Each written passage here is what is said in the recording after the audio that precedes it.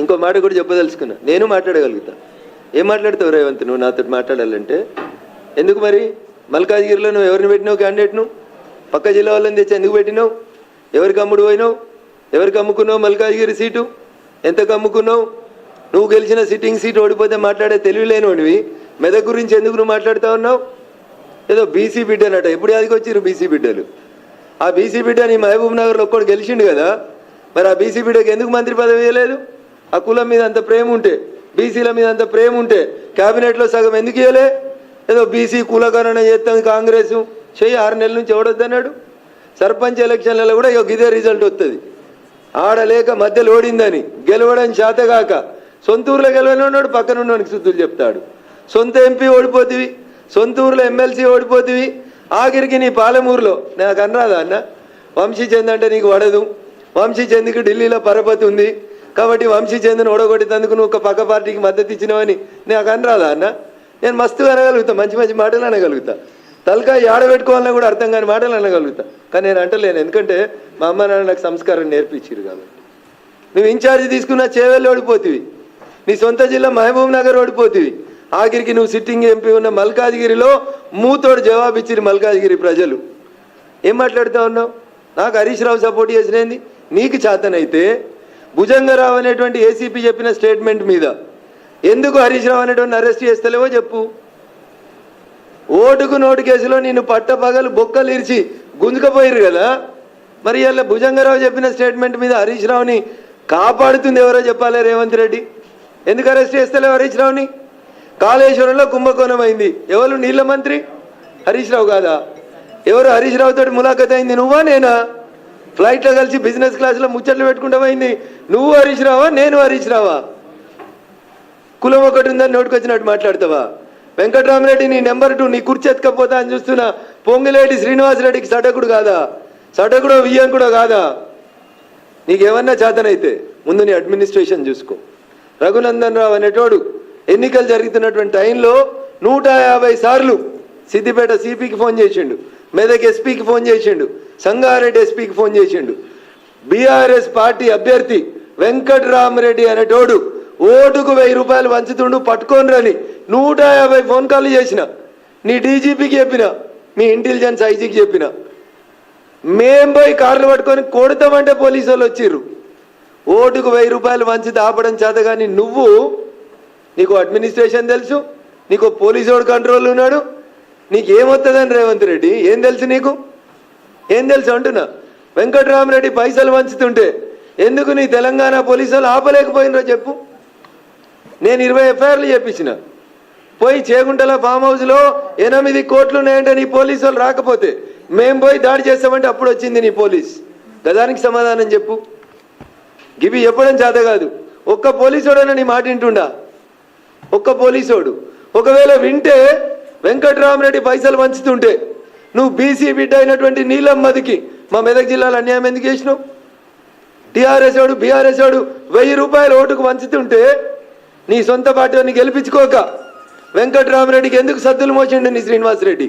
పైసలు ఎట్లొచ్చినాయి మా మెదక్ జిల్లాకి? దగ్గర 200 కోట్లు ఖర్చు పెట్టారు మెదక్ పార్లమెంట్ మీద బీఆర్ఎస్ పార్టీ.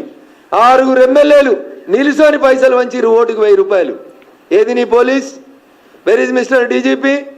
ఏరి మా పోలీస్ కమిషనర్లు తీసుకో నా టెలిఫోన్ కాల్ హిస్టరీ.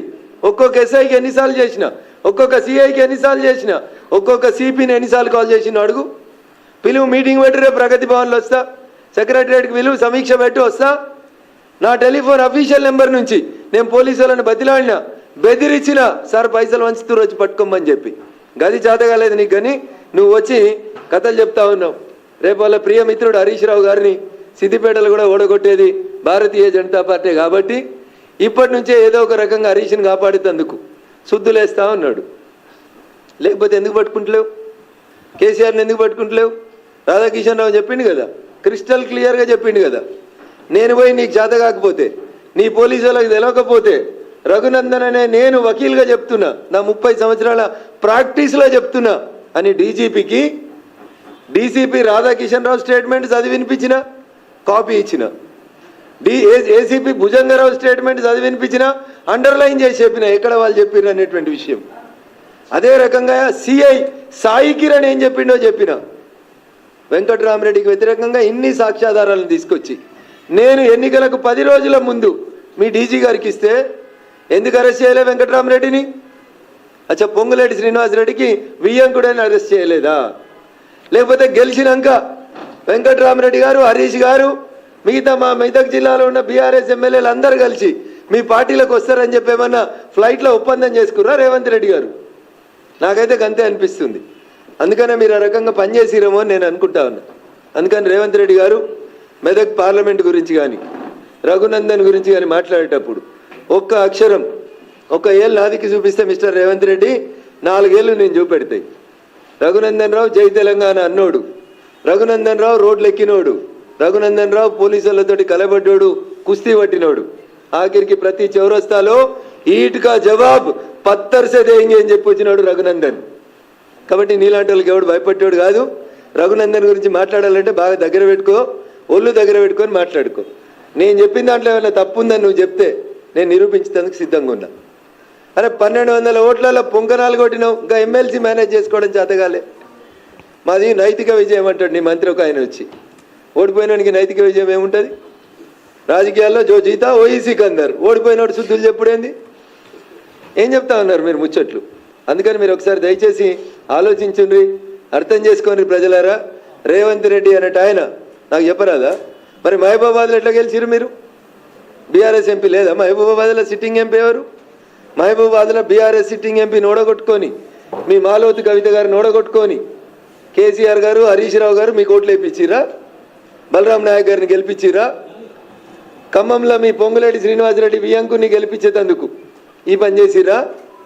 ఎవరిని నామా నాగేశ్వరరావుని బలి చేసి బీఆర్ఎస్ వాళ్ళంతా కాంగ్రెస్ కోట్లు వేసిరా? నేను మాట్లాడగలుగుతాను కదా, చాలా ఉన్నాయి కదా సాక్ష్యాలు, ఆధారాలు. 8 చోట్ల నువ్వు గెలిచినావు కదా, ఆ 8 చోట్లలో బీఆర్ఎస్ ఓట్ షిఫ్ట్ నీకు అయిందా? అదేనా హరీష్ రావుకి నీకు మధ్యలో ఉన్నటువంటి అగ్రిమెంటు? చంద్రశేఖరరావు అనేటువంటి బొందబెట్టి బీఆర్ఎస్ పార్టీని హస్తగతం చేసుకున్నందుకు, బీఆర్ఎస్కి 0 సీట్లు వచ్చేందుకు ప్రయత్నం చేస్తా అని అల్లుంతోటి నువ్వేమైనా అగ్రిమెంట్ చేసుకున్నావా రేవంత్ రెడ్డి? అందుకని రఘునందన్ గురించి మాట్లాడే కంటే ముందు, రఘునందన్ నోట్లే నోరు పెట్టే కంటే ముందు ఒళ్ళు దగ్గర పెట్టుకోమని చెప్పి అది ఎవరికైనా ఈ సందర్భంగా నేను చాలా స్పష్టంగా తెలియజేయదలుచుకున్నా. నేను చాలా స్ట్రైట్ ఫార్వర్డ్గా ఉంటా, ఉన్నది ఉన్నట్టే మాట్లాడతా, నిజాలే మాట్లాడతా. హరీష్ రావు అనేటోడు నాకు ఒక్క ఓటు వేపిస్తే, హరీష్ రావు అనేటోడు నాకు ఒక్క ఓటు వేపిస్తే నువ్వే కదా ప్రభుత్వంలో ఉన్నావు, నువ్వే కదా ప్రభుత్వంలో ఉన్నావు రేవంత్ రెడ్డి. పిలువు, ఏ గుడికి పిలుస్తావా, ఏ బడికి పిలుస్తావా?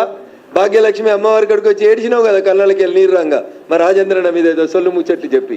మళ్ళీ పోదాం, హరీష్ని కూడా తోలుకొని రా, నీ దోస్తే కదా. నేను కూడా వస్తా, నేను ప్రమాణం చేస్తా. బీఆర్ఎస్ తోటి గీత గీసి నిలబడి కొట్లాడినా అని చెప్పి నేను ప్రమాణం చేస్తా. పొంగులేటి శ్రీనివాసరెడ్డి చెప్తేనే వెంకట్రామరెడ్డి పైసలు వంచినామని మా మెదక్ పోలీసు వాళ్ళు చెప్తారా చెప్పారా? నువ్వు వచ్చి భాగ్యలక్ష్మి టెంపుల్ కాడికి వచ్చి ప్రమాణం చేయి, నీకు నిజాయితీ ఉంటే. నాకు తెలిసి నీకు అది ఉందని నేను అనుకోను, కానీ నేను మాట్లాడితే కొంచెం బాగుండదు కాబట్టి కొద్దిగా సంస్కారవంతంగా మాట్లాడాలని మా పార్టీ, మా అమ్మా నాన్న, మా టీచర్లు చెప్పారు కాబట్టి గౌరవ ముఖ్యమంత్రి గారికి చాలా మర్యాదగా నా గురించి కానీ మా పార్టీ గురించి కానీ మాట్లాడేటప్పుడు కొంచెం బాగా ఒళ్ళు దగ్గర పెట్టుకొని మంచిగా మాట్లాడమని, భవిష్యత్తు మంచిగా ఉంటుందని చెప్తా ఉన్నాం.